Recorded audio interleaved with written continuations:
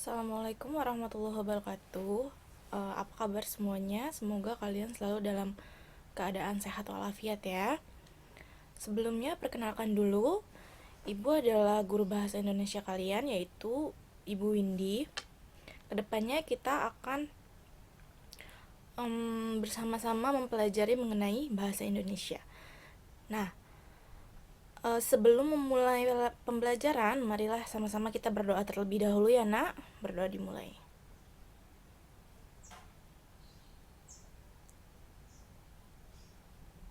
Berdoa selesai.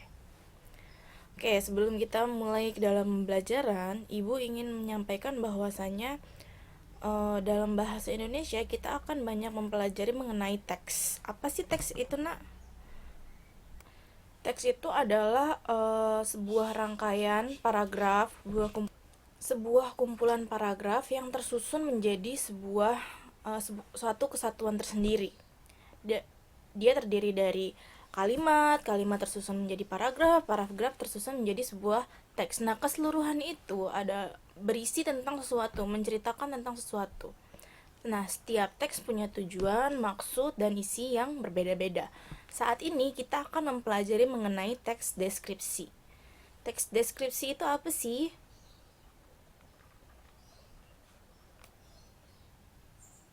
Teks deskripsi menurut Kamus Besar Bahasa Indonesia kata deskripsi dalam Kamus Besar Bahasa Indonesia diartikan sebagai pemaparan atau penggambaran dengan kata-kata secara jelas dan terperinci.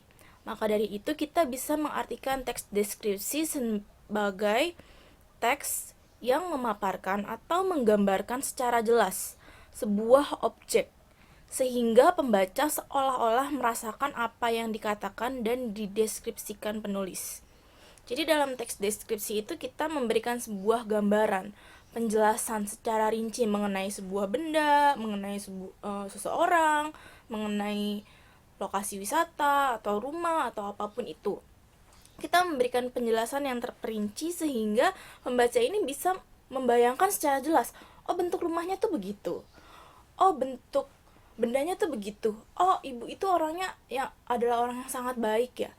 Jadi dia bisa benar-benar membayangkan objek yang kita jabarkan itu seperti apa. Nah, objek itu apa sih, nak? Objek adalah hal, benda, dan lainnya yang dijadikan sasaran untuk dideskripsikan oleh penulis. Jadi objek itu adalah hal-hal yang kamu deskripsikan itu, benda, bisa orang, bisa tempat, bisa apa saja objek itu.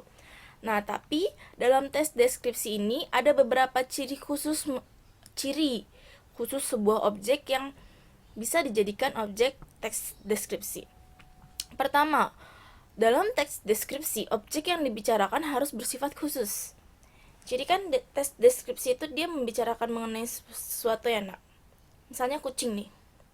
Tapi kucing yang dia bicarakan, misalnya kamu punya kucing, kemudian kamu mencoba mendeskripsikan kucing kamu. Nah, kucing yang kamu bicarakan ini tentunya berbeda dengan kucing yang lain. Misalnya si Nadia punya kucing, lalu si Lulu juga punya kucing. Si Nadia mendeskripsikan kucingnya, Lulu mendeskripsikan kucingnya. Nah, kedua kucing ini meskipun sama-sama kucing akan memiliki deskripsi yang berbeda antara kucingnya Lulu dengan kucingnya Nadia. Itu yang dimaksud dengan bersifat khusus. Jadi meskipun ada benda yang sama, ada objek yang sama, hasil pendeskripsiannya akan berbeda. Yang kedua, pendeskripsian bersifat pendapat personal. Nah, karena yang kita deskripsikan adalah apa yang kita miliki, misalnya benda yang kita sukai atau kucing peliharaan kita, maka perasaan kita juga akan masuk ke dalam pendeskripsian kita.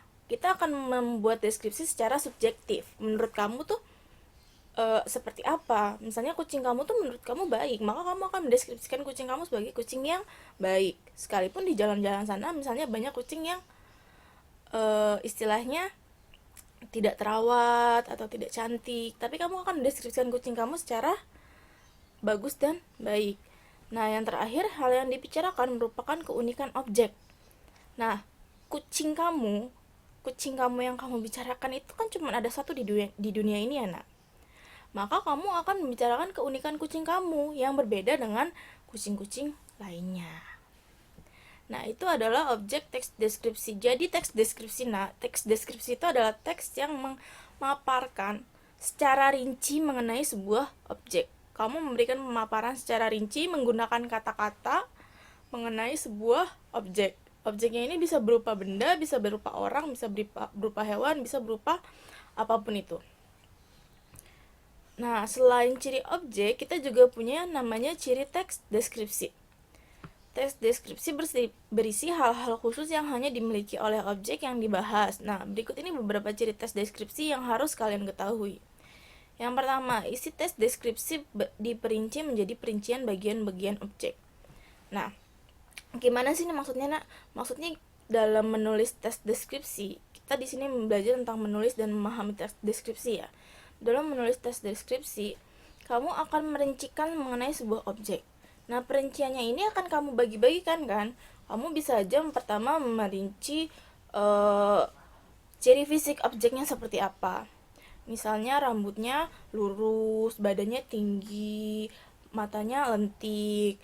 Nah, itu namanya ciri fisik. Nah, kamu bisa juga mendeskripsikan mengenai sifatnya si objek. Misalnya dia adalah anak yang baik, dia suka membantu, dia suka menolong, dia sabar dan tidak pernah marah-marah. Nah, itu adalah ciri sifat. Nah, itu yang dimaksud dengan teks deskripsi itu berisi perincian dari bagian-bagian objek. Yang kedua, isi teks deskripsi menggambarkan secara konkret. Secara konkret itu maksudnya secara apa? Secara konkret itu maksudnya secara jelas, secara nyata, secara harus benar-benar bisa dipahami pembaca. Misal kamu ingin menggambarkan sebuah tempat wisata, kamu mengatakan bahwa tempat wisata ini sangat indah. Nah, indah ini kan masih tidak spesifik ya, Nak. Harus kamu konkretkan lagi keindahannya itu seperti apa. Hamparan laut yang melintang luas terlihat sangat biru dan menyejukkan mata. Atau ada bunga-bunga yang bermekaran berwarna-warni terlihat menyejukkan mata. Jadi bentuk keindahannya itu seperti apa? Apa saja keindahan yang kamu lihat? Apa saja keindahan yang kamu perhatikan? Lalu, isi teks deskripsi bersifat personal dengan kandungan emosi sehingga menggunakan kata-kata dengan emosi kuat. Dalam membuat teks deskripsi itu kan kita juga selain menyampaikan apa yang kita lihat dan yang kita rasakan, kita juga menyampaikan perasaan kita ya. Apakah kita menyukai benda tersebut, apakah kita menyayangi benda tersebut. Nah, hal itu akan terlihat di dalam teks yang kita buat.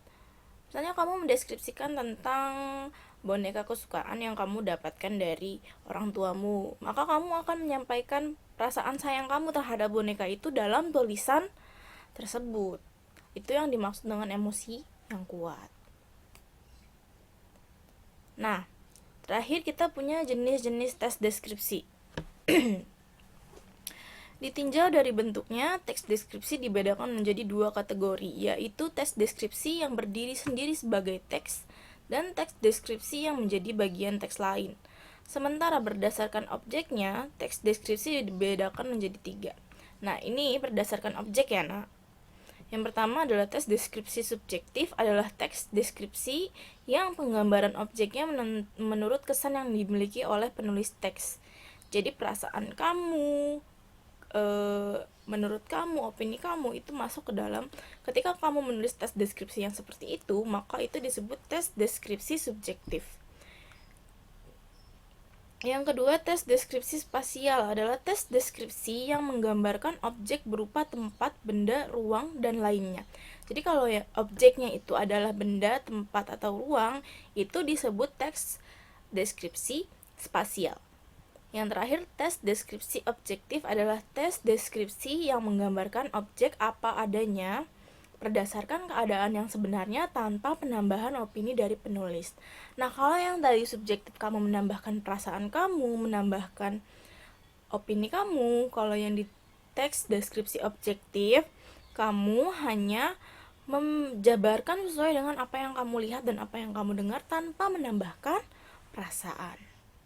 Nah, Itu saja materi kita untuk pertemuan kali ini, anak. Tadi kita sudah belajar mengenai pengertian tes deskripsi. Apa itu tes deskripsi? Kuncinya untuk memahami tes deskripsi itu ada dua ya, nak. Tes deskripsi itu penggambaran objek. Jadi ada objek yang digambarkan. Yang kedua, ciri-ciri tes deskripsi. Dan yang terakhir adalah jenis-jenis tes deskripsi.